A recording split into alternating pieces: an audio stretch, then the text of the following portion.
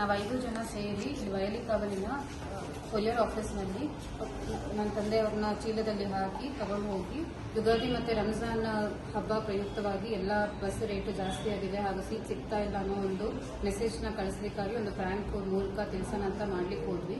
ಈ ರೀತಿ ಮಾಡೋ ತಪ್ಪು ಅಂತ ಗೊತ್ತಾಗಿಲ್ಲ ನಮಗೆ.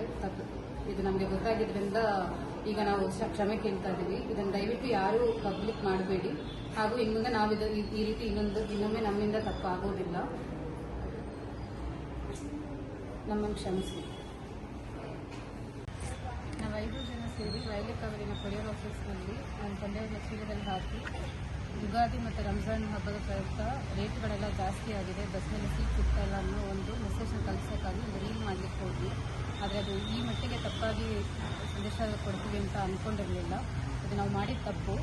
ಇದನ್ನು ದಯವಿಟ್ಟು ಯಾರು ಸ್ಪ್ರೆಡ್ ಮಾಡಬೇಡಿ. ಇದನ್ನು ಇಲ್ಲಿಗೆ ನಿಲ್ಲಿಸಿ. ಇನ್ನು ಮುಂದೆ ನಾವು ಈ ಥರ ಯಾವುದೇ ವಿಡಿಯೋಗಳನ್ನ ಮಾಡೋದಿಲ್ಲ.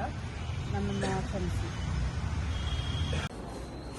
ನಾವು 5 ಜನ ಸೇರಿ ಇಲ್ಲಿ ವಯಲಿ ಕಾವಲಿನ ಕೊರಿಯರ್ ಆಫೀಸ್ನಲ್ಲಿ ನನ್ನ ತಂದೆಯವ್ರನ್ನ ಚೀಲದಲ್ಲಿ ಹಾಕಿ ತಗೊಂಡು ಹೋಗಿ ಯುಗಾದಿ ಮತ್ತು ರಂಜಾನ್ ಹಬ್ಬ ಪ್ರಯುಕ್ತವಾಗಿ ಎಲ್ಲ ಬಸ್ ರೇಟು ಜಾಸ್ತಿ ಆಗಿದೆ ಹಾಗೂ ಸೀಟ್ ಸಿಗ್ತಾ ಇಲ್ಲ ಅನ್ನೋ ಒಂದು ಮೆಸೇಜ್ನ ಕಳಿಸ್ಲಿಕ್ಕಾಗಿ ಒಂದು ಫ್ರ್ಯಾಂಕ್ ಮೂಲಕ ತಿಳಿಸೋಣ ಅಂತ ಮಾಡ್ಲಿಕ್ಕೆ ಹೋದ್ವಿ.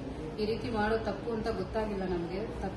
ಇದು ನಮಗೆ ಗೊತ್ತಾಗಿದ್ರಿಂದ ಈಗ ನಾವು ಕ್ಷಮೆ ಕೇಳ್ತಾ ಇದ್ದೀವಿ. ಇದನ್ನು ದಯವಿಟ್ಟು ಯಾರೂ ಪಬ್ಲಿಕ್ ಮಾಡಬೇಡಿ ಹಾಗೂ ಇನ್ನು ಮುಂದೆ ನಾವು ಈ ರೀತಿ ಇನ್ನೊಮ್ಮೆ ನಮ್ಮಿಂದ ತಪ್ಪಾಗೋದಿಲ್ಲ. ನಮ್ಮನ್ನು ಕ್ಷಮಿಸಿ. ನಾವು 5 ಜನ ಸೇರಿ ವಯಲಿ ಕಾವಲಿನ ಕೊರಿಯರ್ ಆಫೀಸ್ನಲ್ಲಿ ನನ್ನ ತಂದೆಯವ್ರನ್ನ ಚೀಲದಲ್ಲಿ ಹಾಕಿ ಯುಗಾದಿ ಮತ್ತು ರಂಜಾನ್ ಹಬ್ಬದ ಪ್ರಯುಕ್ತ ರೇಟ್ಗಳೆಲ್ಲ ಜಾಸ್ತಿ ಆಗಿದೆ, ಬಸ್ನಲ್ಲಿ ಸೀಟ್ ಸಿಗ್ತಾ ಇಲ್ಲ ಅನ್ನೋ ಒಂದು ಮೆಸೇಜ್ನ ಕಳಿಸೋಕ್ಕಾಗಿ ಒಂದು ರೀಲ್ ಮಾಡಲಿಕ್ಕೆ ಹೋದ್ವಿ. ಆದರೆ ಅದು ಈ ಮಟ್ಟಿಗೆ ತಪ್ಪಾಗಿ ಸಂದೇಶ ಕೊಡ್ತೀವಿ ಅಂತ ಅಂದ್ಕೊಂಡಿರಲಿಲ್ಲ. ಇದು ನಾವು ಮಾಡಿದ ತಪ್ಪು. ಇದನ್ನು ದಯವಿಟ್ಟು ಯಾರು ಸ್ಪ್ರೆಡ್ ಮಾಡಬೇಡಿ. ಇದನ್ನು ಇಲ್ಲಿಗೆ ನಿಲ್ಲಿಸಿ. ಇನ್ನು ಮುಂದೆ ನಾವು ಈ ಥರ ಯಾವುದೇ ವಿಡಿಯೋಗಳನ್ನ ಮಾಡೋದಿಲ್ಲ. ನಮ್ಮನ್ನು ಕ್ಷಮಿಸಿ.